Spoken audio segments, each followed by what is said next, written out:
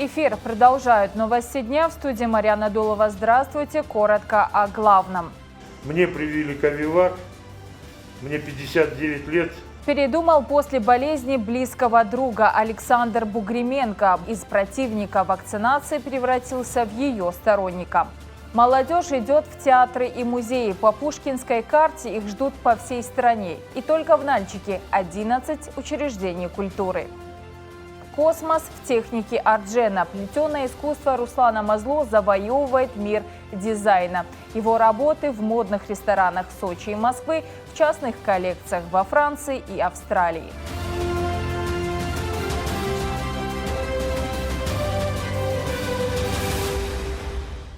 Сегодня глава КБР Казбек Коков во время проведения заседания регионального правительства заявил о значительном росте числа вакцинирующихся против коронавирусной инфекции. Глава КБР привел данные последних дней. Госпитализирует до 130 человек ежесуточно. Вместе с тем нет серьезного скачка. Сегодня количество выписываемых с больницы и поступающих на койку фактически уравнялось. Очень аккуратно можем говорить о какой-то такой стабилизации ситуации в части именно напряжения в медучреждениях, на больничных койках. Более контролируемо стало. Я думаю, что эффекты от тех ограничительных мер, которые мы предприняли для разрыва цепочки, мы получим туда на более поздние сроки после каникул, которые объявлены нами заранее. Смотрим. Но что радует, то, что касается вопросов вакцинации. Те меры, которые предпринимаются, информационная работа, которая ведется, сегодня нам показывают, что результаты есть. Буквально, если брать статистику последних 10 дней, это фактически мы ежедневные вакцинации проходят свыше 2000, а если быть более точным, за вчерашний день 2148 человек провакцинировалось. Это фактически за 10 дней, даже можно говорить за неделю, в 2 раза больше ежедневно идут, чем ранее. По состоянию на сегодняшний день вакцинацию первым компонентом прошли более 200 тысяч человек. Полный курс вакцинации около 146. План по достижению коллективного иммунитета на сегодня исполнен почти на 50%. Надо продолжать и усилить работу по всем направлениям. В ближайшие 10-15 дней мы увидим более ощутимые результаты, подытожил руководитель республики. Количество заболевших коронавирусной инфекцией в республике увеличивается с каждым днем. За минувшие сутки зарегистрировано 125 новых случаев. Медики неустанно напоминают, что единственным способом защитить себя от вируса остается вакцинация. В 3-й поликлинике Нальчика побывал Аслан Гоов. Основной группой риска остаются люди старше 60, но новые штаммы не обходят стороной и молодое поколение. Врачи призывают всех невакцинировавшихся сделать прививку, чтобы защитить себя и своих близких. Сейчас проходит и сезонная иммунизация от гриппа. В связи с имеющейся эпидемиологической обстановкой, а также в соответствии с методическими рекомендациями, разрешена одномоментная вакцинация от коронавирусной инфекции и от вируса гриппа. Имеются все вакцины в наличии. В кабинет вакцинации работает с 8 утра до 8 вечера. Просим вас ответственно отнестись к данному вопросу. В республике доступны все 4 вакцины от ковид. Спутник Ви, Спутник Лайт, Эпивак Корона, Ковивак. Врачи напоминают, что люди, имеющие хронические заболевания, также находятся в группе риска. Инфекция может усугубить их недуг. Таким пациентам нужно прививаться в первую очередь. Дорогие жители нашей республики, мы вас очень сильно призываем проявить сознательность, прийти на вакцинацию. Очень вас просим. Даже если вы считаете, что вы здоровый человек, что у вас эта беда может миновать, проявите внимательность, бдительность, придите к нам на вакцинацию.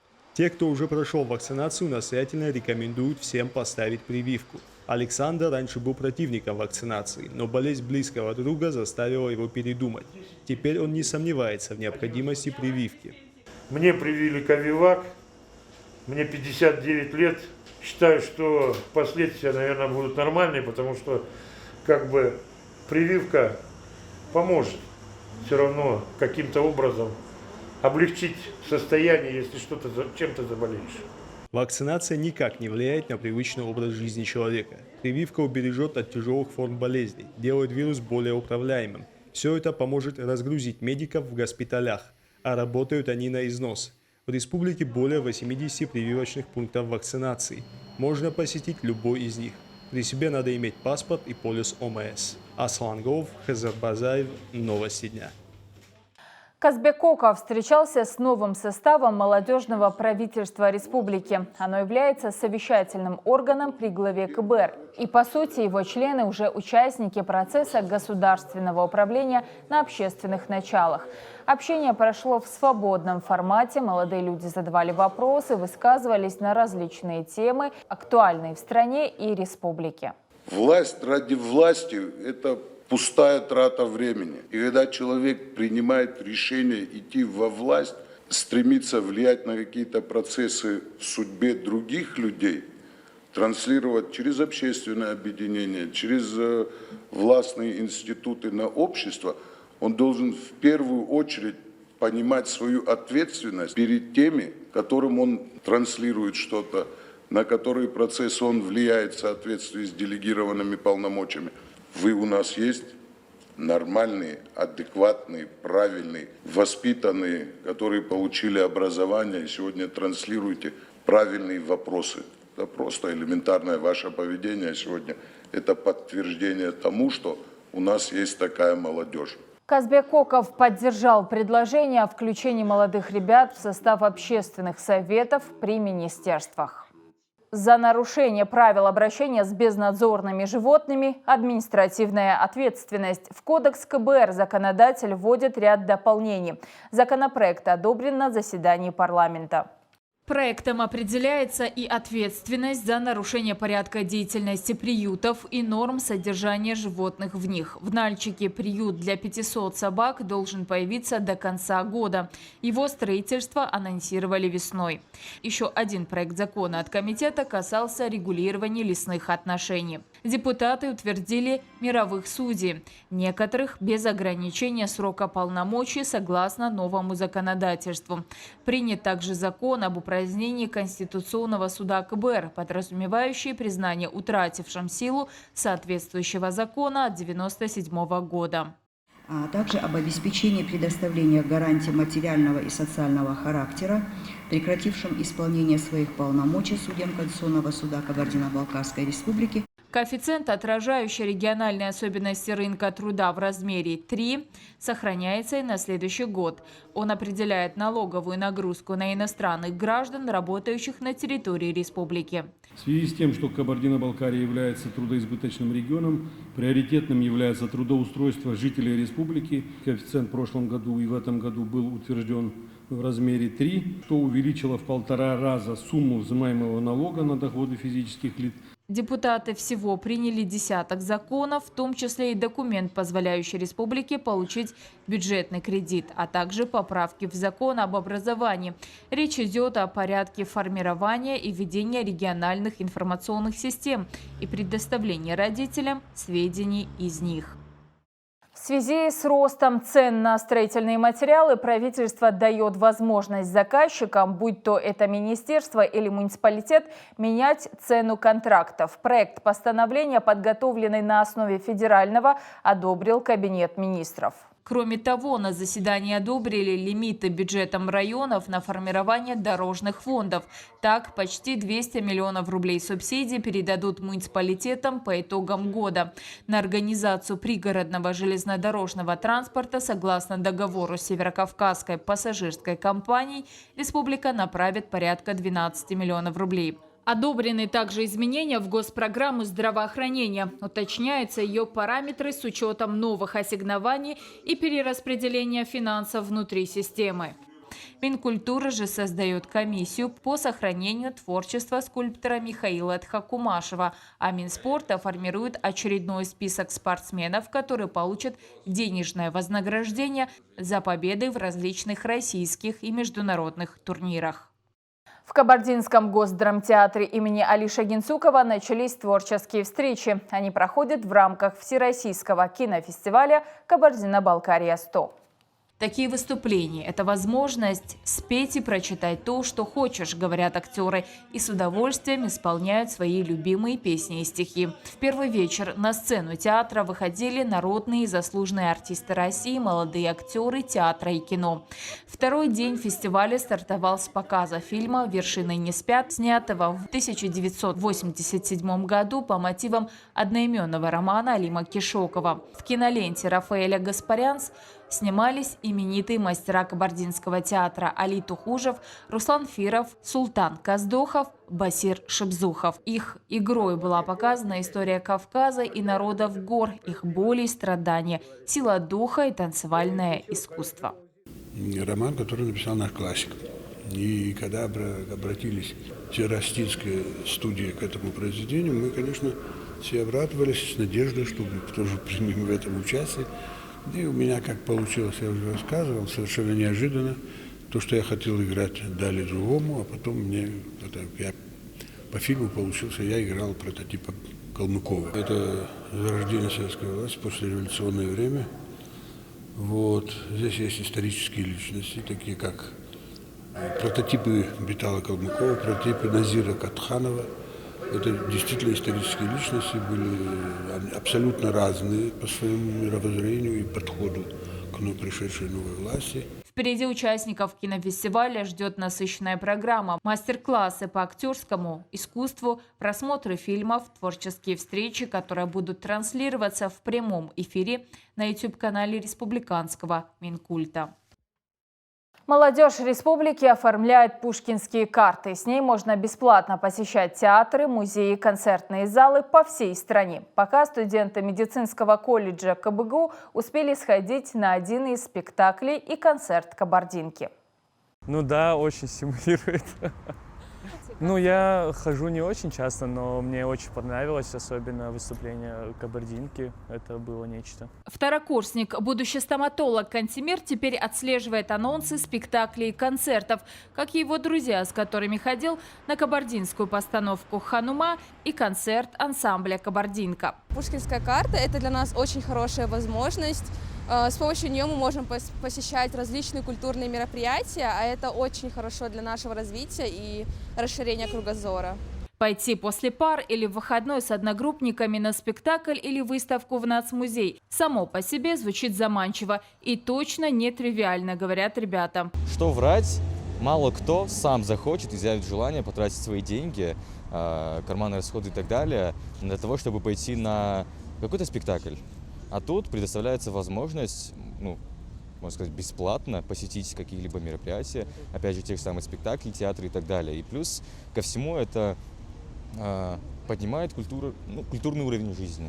Студенты медколледжа одними из первых стали массово заказывать пушкинскую карту. Она у ребят виртуальная, на счету 3000 рублей. С учетом, что билеты в учреждения культуры у нас недорогие, к примеру, билет в музей ИЗО обойдется в 70 рублей, им должно хватить до конца года. В принципе, это все ново для нас, и для учащихся, и для нас, учреждений.